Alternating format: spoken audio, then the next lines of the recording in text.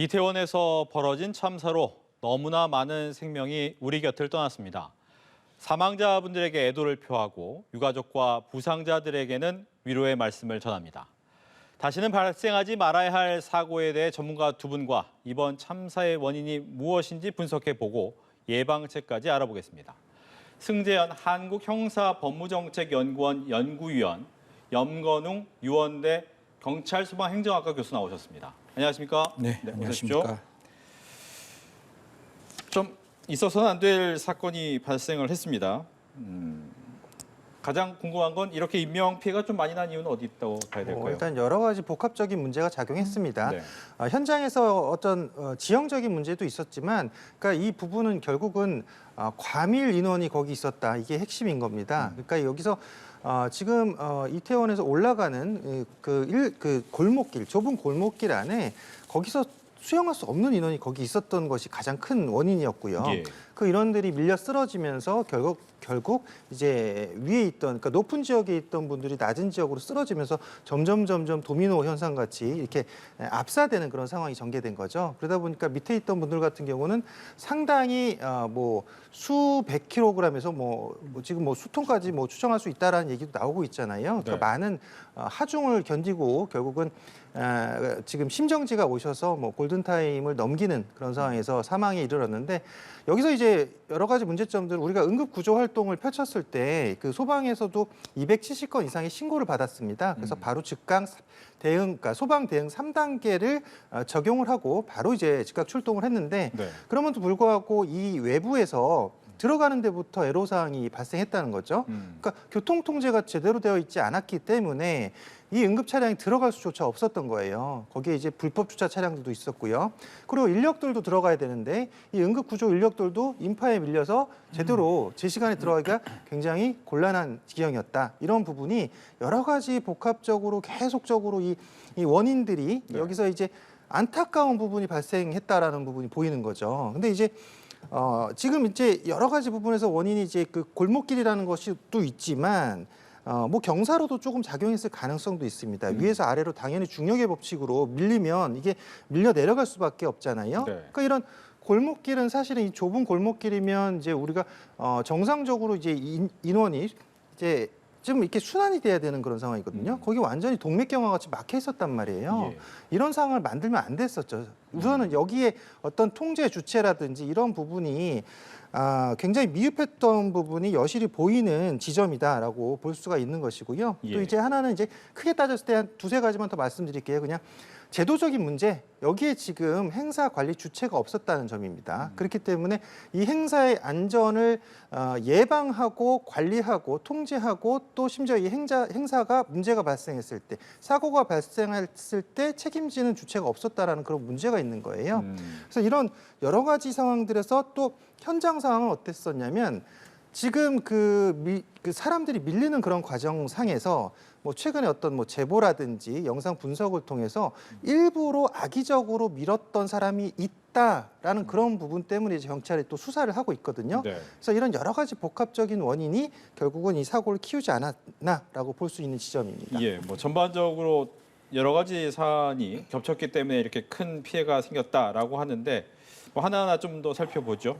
이 사람들이 이제 많다 보니까 패닉 상황이 조금 더 부추겼다 이런 얘기도 있고요. 어떻게 보셨습니까? 사실 사람이 많은 가운데서 갑자기 이렇게 도미노같이 탁탁탁 쓰러지면 네. 그 순간이 다가오는 사람들의 마음 속에는 굉장히 공포심이 왔을 거예요.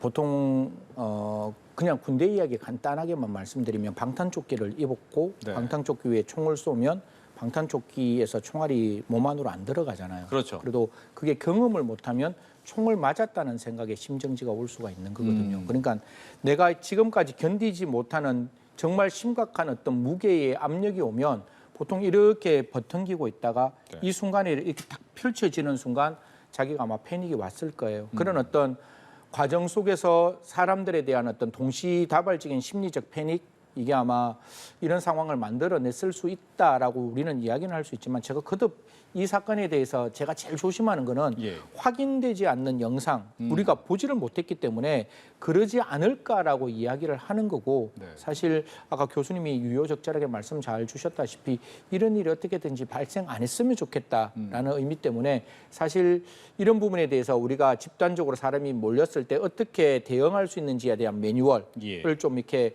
개발했으면 좋겠다는 말씀까지 드리겠습니다. 알겠습니다. 이제 심정지를 골든타임이라고 보통 하는데 4분 정도가 지나면 매우 위급하다고 하죠.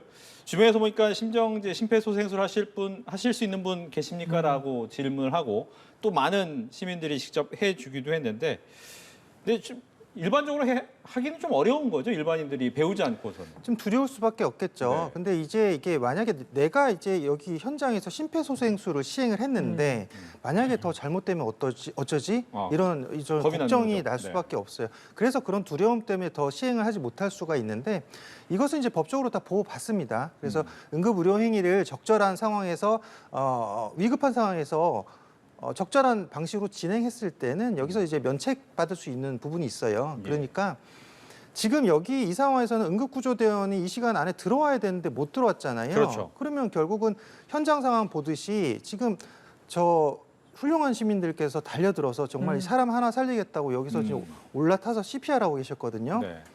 정말 우리나라의 어떤 훌륭한 시민 의식을 볼 수 있었던 한 부분이기도 해요. 그래서 아마 제가 그냥 뭐 정확하게 잘 모르겠지만 네. 그래서 또 여기 생명을 건지신 분도 있지 않을까 싶어요. 현장에서 그래도 예. 몇 분 계시겠죠.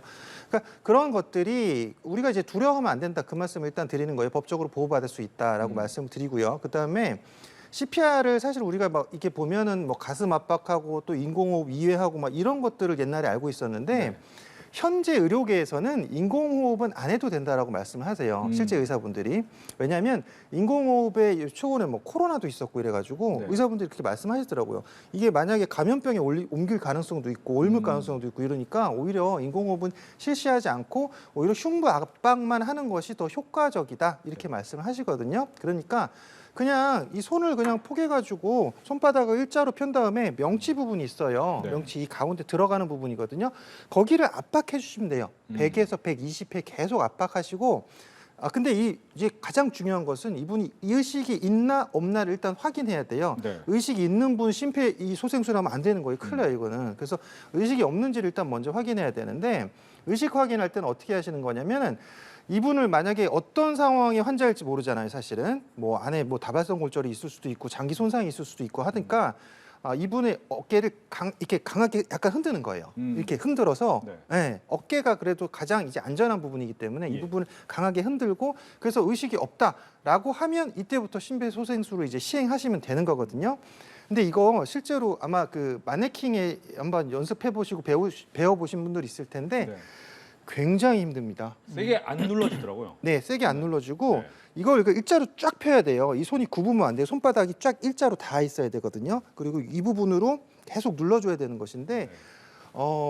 보통 성인 남자도 이거 지금 몇 분 하기 어려워요. 그렇죠. 굉장히 어렵거든요. 그러니까 만약에 그랬을 때는 다시 또 손을 바꿔서 할 수 있고요. 그리고 주변에서 이 장면을 지켜보고 계셨던 다른 시민분이 번갈아서 교대해가지고 또 눌러주셔서 이렇게 해가지고 사실 4분 안에 살려야 된다는 이유는 무엇이냐. 이 심장이 멎어버리면 뇌로 피가 안 갑니다. 네. 그러면 결국은 이 과정이 길어졌을 때 결국은 이분들이 나중에 만약에 회복된다라고 해도 정말 심각한 상태가 될 수 있어요. 정상 기능이 안 돌아올 수 있다는 그런 말씀이에요. 그러니까 4분 안에 이분의 심장을 뛰게 해야 되는 거기 때문에 결국은 거기서 만약에 이런 위급한 상황이다 당황하지 마시고 내가 뭐 법적인 어떤 처벌을 받을 거 두려워하지 마시고 바로 즉각 시행하십시오.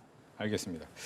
뭐 앞서 이제 이런 상황이 안 만들어지면 가장 좋겠다라고 하지만 뭐 보신각 타종 행사를 가거나 아니면 수능 끝나고 지하철역에 몰려드는 수험생들을 볼 때면 항상 이런 일이 발생할 수 있다. 인원이 많아질 수 있다. 그 인원 속에서 그럼 나는 내 몸을 어떻게 보호해야 되냐라는 고민도 할 것 같은데 어떻게 해야 됩니까? 뭐 사실 지금 나와 있는 상황은 굉장히 예외적이고 특수한 상황이에요. 뭐 앞에 제가 여러 가지 어떤 집회에도 많이 가보면 대한민국 국민의 질서의식은 굉장히 높은 수준입니다. 특히 계단을 간다든가 뒤에서 어떤 문제가 있을 때 뒤에서 미는 느낌이 오면 천천히 라는 같은 구호를 외치고 네. 그다음에 밀지마 밀지마 밀지마라는 구호를 외치면서 뭐 광화문에서라든가 방금 말씀드렸던 수능 마치고 나온다든가 보신간 타종을 마치고 난 다음에도 굉장히 질서에 대해서 많이 신경을 쓰고 계시는데 지금 같은 경우에 정말 예외적으로 저는 모르겠습니다. 그 세계 음식 문화 축제 거리 제가 정확한 명칭은 제가 맞는지는 모르겠지만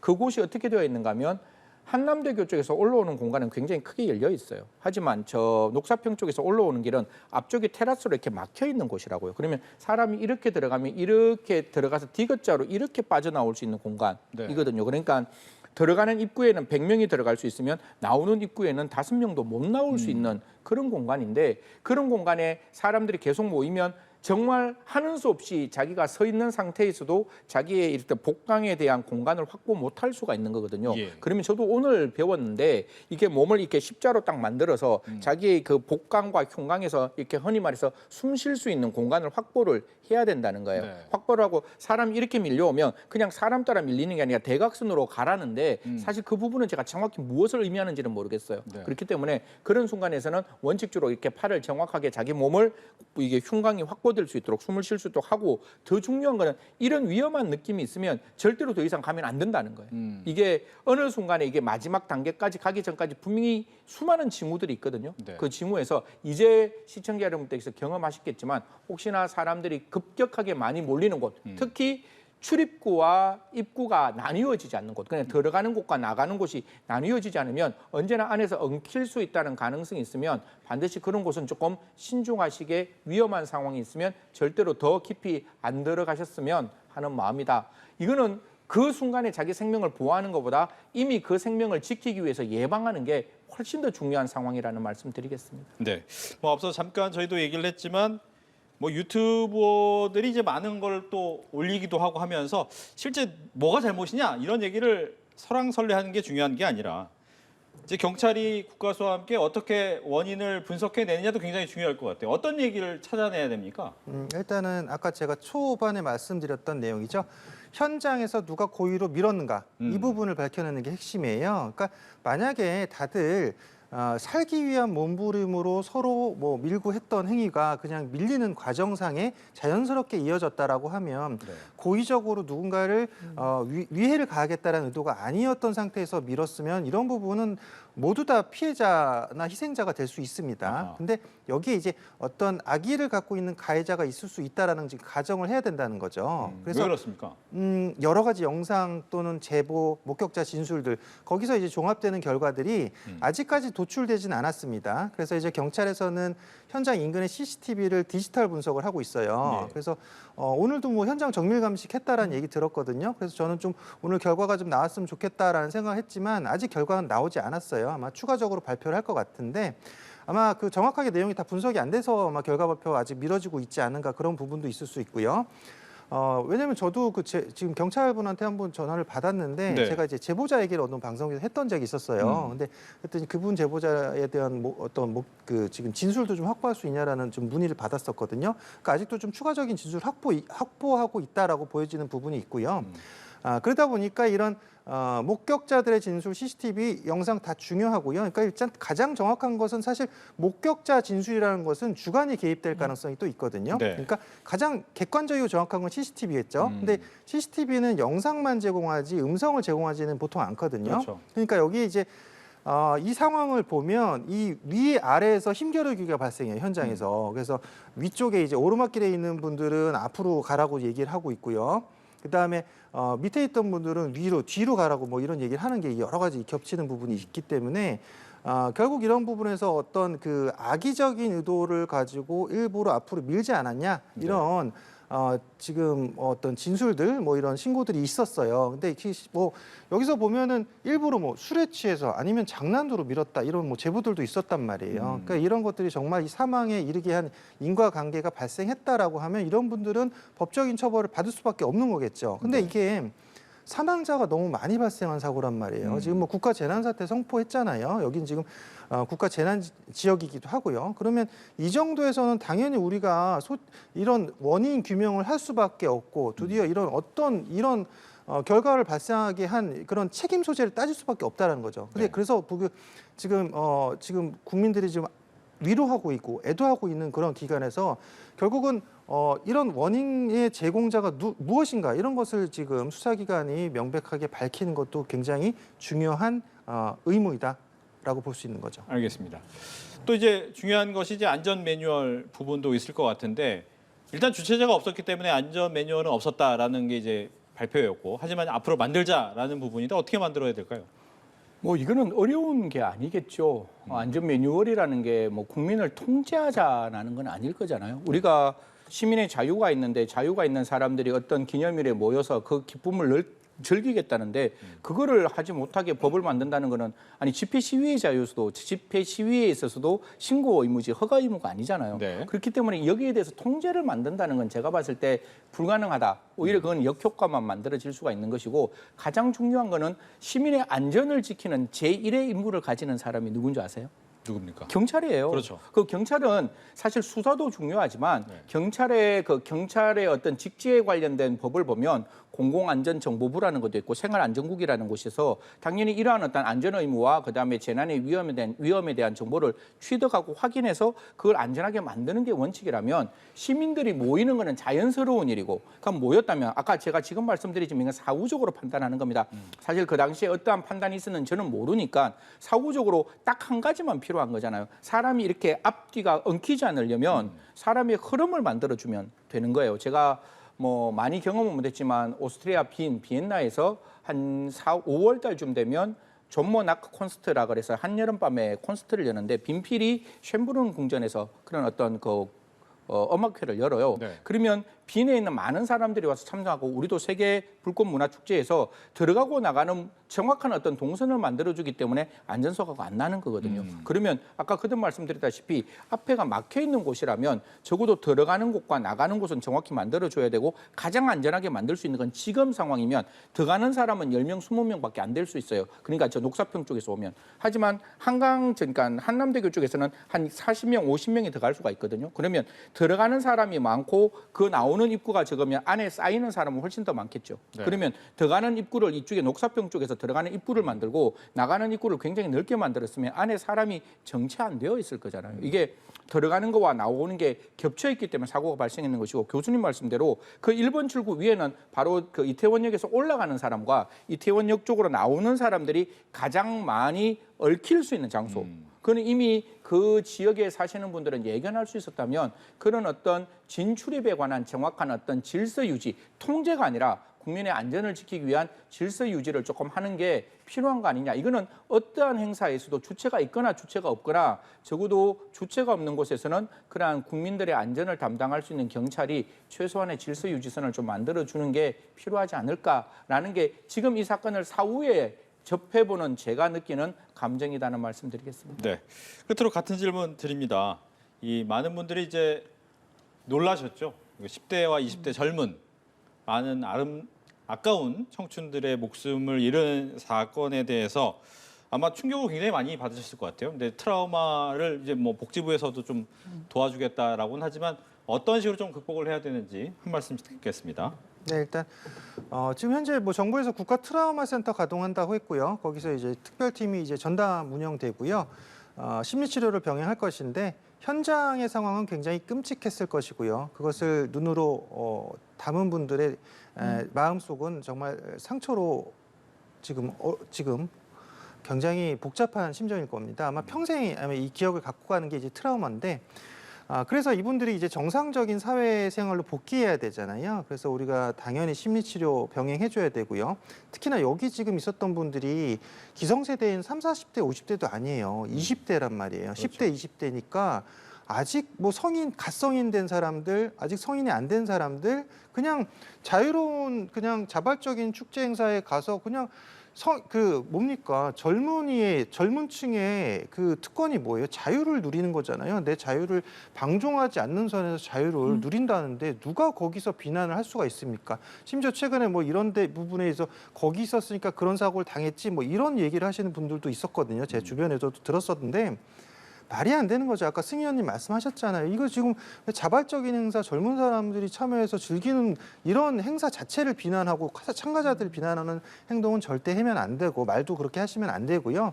다만 이런 분들이 아까 말했듯이 젊은 분들이기 때문에 이런 상처가 심리적 상처가 굉장히 클 수 있습니다. 그래서 이런 부분에 대해서 적절한 치료가 필요하다라고 볼 수 있는 대목이죠. 네. 저는 말을 해야 된다고 생각합니다. 저도 세월호 사건을 보고 한 달 정도 진짜 제 자신이 무력감을 느꼈거든요. 도대체 내가 형사정책을 이렇게 20년 하면서 도대체 이런 어처구니 없는 사건이 발생할 수 있는 거야? 지금도 그 장소에 갔던 분들이 그런 어떤 트라우마를 겪고 계시면 저는 말해야 된다고 생각합니다. 그래서 그 말하는 사람이 누가 되었건 자기 마음속에 있는 그 힘든 마음을 좀 토로를 하고 이야기를 하고 거기에 대해서 좀 이렇게 주위 분들이 들어주셨으면 좋겠어요. 그걸 그냥 와서 뭐 맞다 틀리다는 평가가 아니라 그냥 옆에서 조용히 좀 들어주시고 그 과정에서 만약에 정말 말할 수 있는 사람이 없다면 국가가 말을 들어주는 게 필요해요. 그래서 국가 쪽에서는 그게 참석했는 사람들이 트라우마가 있을 때 내가 좀 이야기하고 싶다고 하면 국가가 가용할 수 있는 심리할 수 있는 사람들 다 총동원해서 그 말을 좀 들어줬으면 좋겠다는 말씀과 마지막으로 영상 많이 보지 마십시오. 저는 그 영상 보는 게 이 사건을 해결할 수 있는 부분도 아니고 그거는 경찰이 반드시 할 거예요. 이게 누가 많은 사람들이 질문하더라고요. 그 영상 본다고 분석할 수 있습니까? 해야 되는 거예요. 제가 보스턴 마라톤 대회에서 테러가 있을 때 그 이후에 그 보스턴 경찰하고 홈랜드 시큐리티 국토안보부 사람들하고 이야기했을 때 제가 물었던 거예요. 그거 분석하는 거 쉽지 않았지 않았느냐? 쉽지 않았대요. 하지만 우리가 해야 할 일이고 우리가 국가가 국민을 지키기 위해서 우리가 해야 할 일이기 때문에 분석했다라고 이야기하니까 그는 경찰이 최선을 다해서 분석할 겁니다. 그래서 객관적인 사실을 바탕으로 진실을 밝힐 거니까요. 저희들은 그냥 애도의 마음을 가지고 영상 많이 시청하지 마시고 마음에 너무 힘들면 주위 분들에게 토로하시는 게 필요하다는 말씀 드리겠습니다. 알겠습니다. 이렇게 해서 이태원 참사와 관련해 두 분과 함께 이야기 나눠봤습니다. 오늘 얘기 잘 들었습니다. 네.